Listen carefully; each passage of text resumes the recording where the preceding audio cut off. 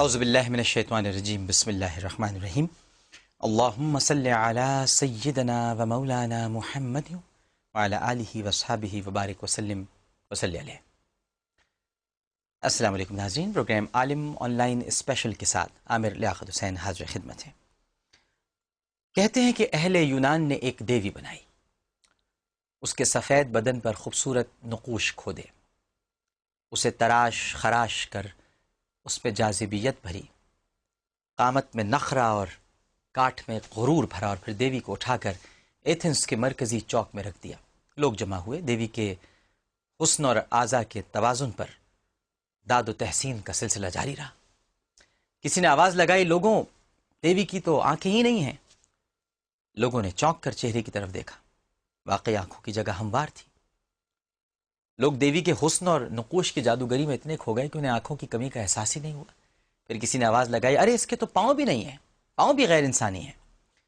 لوگوں کی نظریں بے اختیار دیوی کے قدموں پر پڑیں تو دیوی کے پاؤں نہیں تھے۔ بت تراش نے پنڈلیوں کے فوراً بعد پنکھ تراش دیے تھے، چیل کے لمبے لمبے بدصورت پنکھ۔ مجمع سے آواز آئی، ارے اس کا تو دل بھی نہیں ہے۔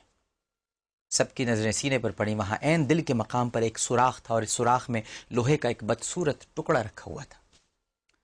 لوگ سنگ تراش کو ڈھونڈنے لگے، بت ساز حاضر ہو گیا۔ لوگوں نے اس کو بھلا برا کہنا شروع کر دیا۔ جب لوگ چیخ چیخ کر تھک گئے تو بت تراش نے اداس لہجے میں کہا، حضرات، یہ اقتدار کی دیوی ہے، اقتدار کی آنکھیں نہیں ہوتی، لہٰذا ہر وہ شخص جو دیکھ سکتا ہو اور جس کی آنکھوں میں حیا ہو، وہ اقتدار کا پجاری نہیں ہو سکتا۔ اقتدار کے سینے میں دل نہیں ہوتا، لہٰذا ہر وہ شخص جس میں رحم ہو اور لوگوں کے دکھ دیکھ کر سینے میں بوجھ محسوس کرتا ہو، وہ بھی اقتدار تک نہیں پہنچ سکتا۔ اور اقتدار کے پاؤں نہیں ہوتے، یہ اڑتا ہوا آتا ہے اور اڑتا ہوا واپس چلا جاتا ہے۔ حضرت سفیان ثوری رضی اللہ تعالی عنہ فرماتے ہیں کہ دو نشے تمام نشوں سے زیادہ خطرناک ہیں، ایک دولت کا نشہ اور ایک اقتدار کا نشہ۔ دولت یا اقتدار کی وجہ سے انسان ذرا سا اونچا ہو جائے تو پھر اس سے اپنا آپ سنبھالا نہیں جاتا۔ آج کل ہمارے حکمرانوں کی حالت بھی کچھ ایسی ہی ہے۔ وی آئی پی موومنٹ کے دوران رکشے میں بچے کی پیدائش ہوتی ہے اور وزیر اعظم کہتے ہیں کہ بچے کی پیدائش کا کیا، وہ تو کہیں بھی ہو سکتی ہے، لیکن پھر بہرحال یہ ان کا بڑا پن ہے کہ وہ معذرت کرتے ہیں۔ اس کو بھی اپریشیٹ کرنا چاہیے کہ انہوں نے اس بات کی معذرت کی ہے۔ اور در حقیقت ان کا یہ بیان کوٹ کرنے کا مطلب یہ ہے کہ ہم اس بات پر انہیں خراج تحسین پیش کریں کہ انہوں نے اگر کوئی ایسی بات کہی تو فوراً کہا کہ اس دل آزاری پر میں معذرت چاہتا ہوں۔ اس بات پر میں وزیر اعظم صاحب کو دل کی گہرائیوں سے خراج تحسین پیش کرتا ہوں کہ بڑے منصب پر ہونے کے بعد آپ کو اپنی کسی غلط بات کا احساس ہو، آپ واقعی قابل تحسین ہیں۔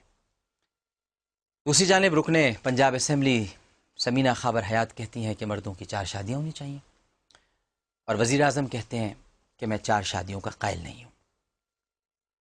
یہاں تھوڑی سی ہم گفتگو ضرور کریں گے۔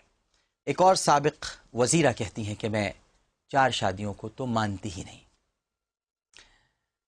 قوم کی بیٹی عافیہ صدیقی کے امریکی عقوبت خانے میں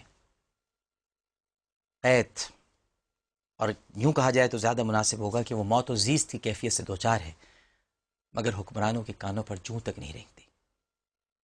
درست فرمایا تھا سیدنا علی کرم اللہ وجہہ نے کہ اقتدار اور اختیار انسان کو تبدیل نہیں کرتے بلکہ بے نقاب کر دیتے۔ ان تمام موضوعات پر ہم گفتگو کریں گے۔ ہمارے ساتھ تشریف فرما ہیں، لاہور سے خصوصی طور پر تشریف لائے ہیں سیکریٹری جنرل جمعیت اہل حدیث پاکستان اور قرآن و سنہ انسٹیٹیوٹ کے چیئرمین، ہمارے بہت ہی قابل احترام بھائی بھی ہیں، دوست بھی ہیں، اور بڑا ان سے قریبی اور گہرا تعلق ہے، حافظ ابتسام الہی ظہیر صاحب۔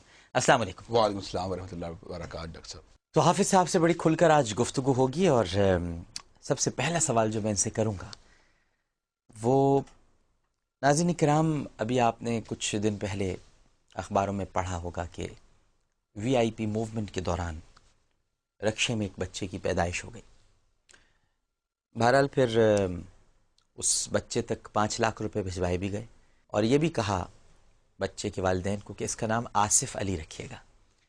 بچے کے والدین نے تو اس کا نام ظفر علی رکھا تھا، لیکن اس کا نام پھر آصف علی بھی رکھوایا گیا کیونکہ بھائی اس کا پیسہ اسی کا نام.